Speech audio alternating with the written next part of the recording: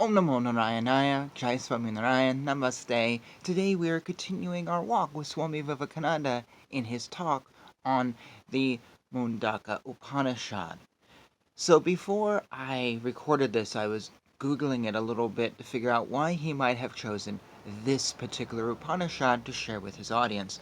Didn't really come up with any secret or some esoteric thing or exoteric thing that would reveal that this was something special. Really, it's one of the major Upanishads. It's number 5 in the series, which means it was probably most available to his audience.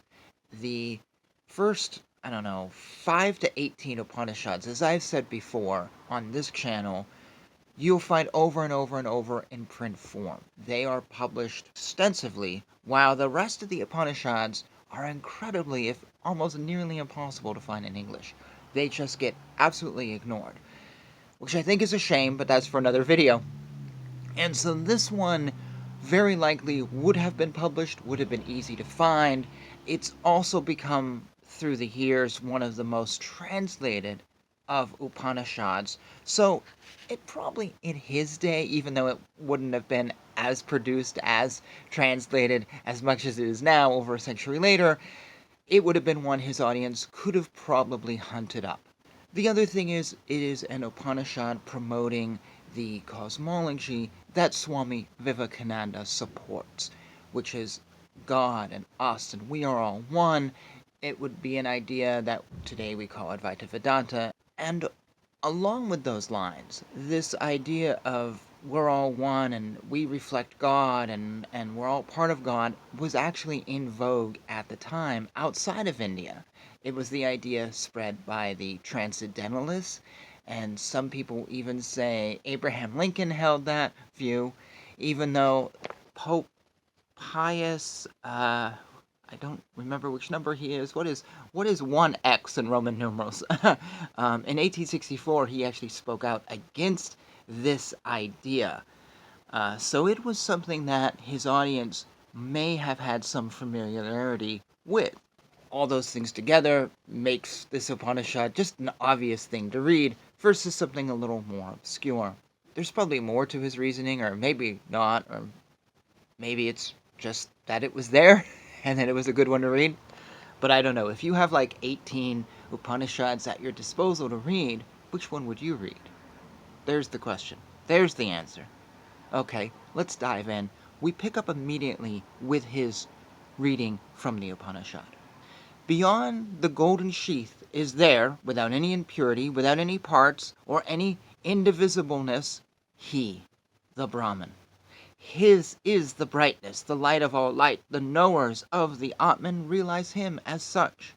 And when you have done that, the sun cannot illuminate, nor the moon, nor the stars. A flash of lightning cannot illuminate the place, for it is mental, away deep in the mind. He is shining, everything else shines. When he shines within, the whole man shines. This universe shines through his light. Such a passage is worth memorizing if you should be studying the Upanishads after this talk. The difference between the Hindu mind and the European mind is that, whereas in the West truths are arrived at by examining the particular, the Hindu takes the opposite course. There is no such metaphysical sublimity as in the Upanishads. The Mundaka Upanishad leads you on, beyond the senses, infinitely more sublime than the suns and the stars. First, Angiras tried to describe God by sense sublimities, that his feet are on the earth and his head is in the heavens, but that did not express what he wanted to say. It was, in a sense, sublime.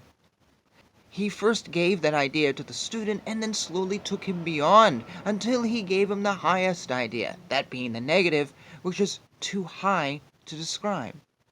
He said, he is immortal, he is before us, he is behind us, he is on the right side, he is on the left, he is above, he is beneath.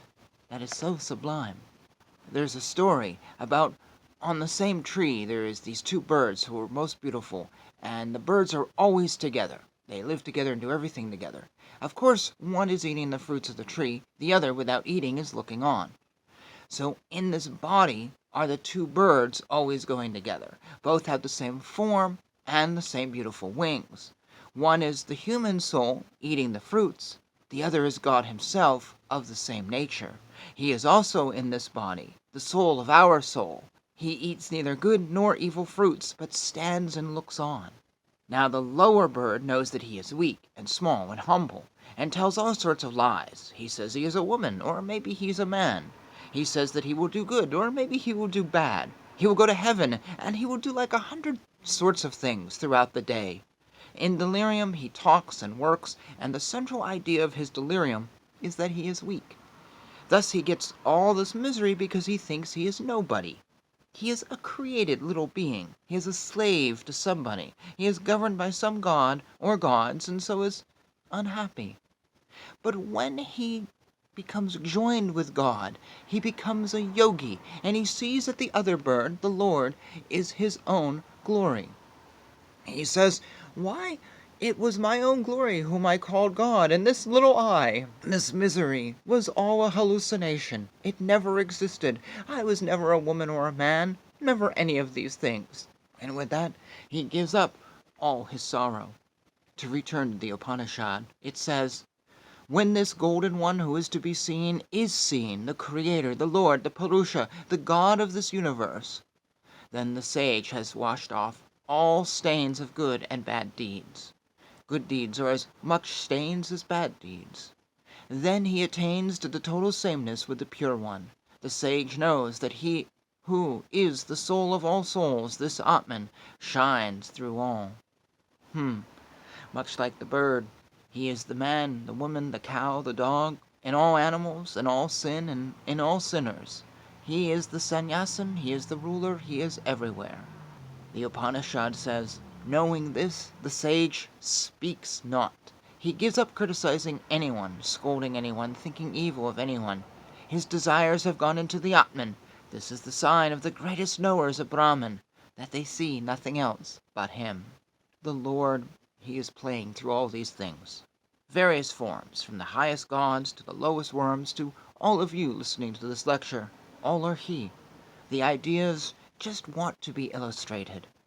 First of all, the writer showed us the idea that if we want to get to heaven and all these places, we will get there. That is to say, in the language of the Vedas, whatever one desires, that he sees. As I have told you in previous lectures, the Atman neither comes nor goes. It is neither birth nor death. You are all omnipresent. You are all the Atman. You are all at this moment in heaven and in the darkest places too. You are everywhere. Why are you not? Therefore, how can you go anywhere? These comings and goings that we all do are fictions, for the Atman can never come and go. These visions change. When the mind is in a particular condition, it sees a certain vision, dreams a certain dream. So in this condition, we are all seeing this world, and man and animals and all these things. But in this very place, this condition will change. And the very thing we are seeing as earth, we shall see as heaven, or may see as the opposite place, or any place we like. It all depends on our desires. But this dream here cannot be permanent, just as we know that the dream in the night must break. Not one of these dreams that any of us have will be permanent. We dream that which we think we will do. So these people who are always thinking in this life of going to heaven and meeting their friends there, will have that as soon as their dream of this life has ended. And they will be compelled by their desires of this life to see other dreams. And then those who are superstitious and are frightened into such ideas as hell will dream that they are in the hot place. Those whose ideas in this life are brutal, when they die, they will become pigs and hogs and all these things. With each one, what he desires, he finds. We're going to pause there. I don't know how I feel about that. Basically, all this is just our imagination. So if I imagine I'm going to hell afterwards, I'll go to hell. If I imagine I'm going to another planet, I'll go to another planet. I, on the other hand, believe in the scriptures. That's why I read them on this channel. And the scriptures tell me what happens after death. So are the scriptures just an illusion? No, that can't be right. because he's reading from the Mundaka Upanishad, and that is part of the Vedas. I'm not too sure how I feel. But you know what? I've talked enough, and quite honestly, I need a cup of coffee. So I'm going to hold this here and let you comment a little bit. I mean, it should be noted, I should be fair, I have said that I am not a follower of Swami Vivekananda. I think he's a great teacher and an amazing man. His life story is absolutely worth reading about, but theologically I never connected with him, so that's my bias. But why don't you pick up the conversation and entertain me and entertain others who are watching with some thoughts? And we will finish this lecture in the next video. So I'll just say thanks for watching. Jai Shri Krishna, Jai Shri Swaminarayan.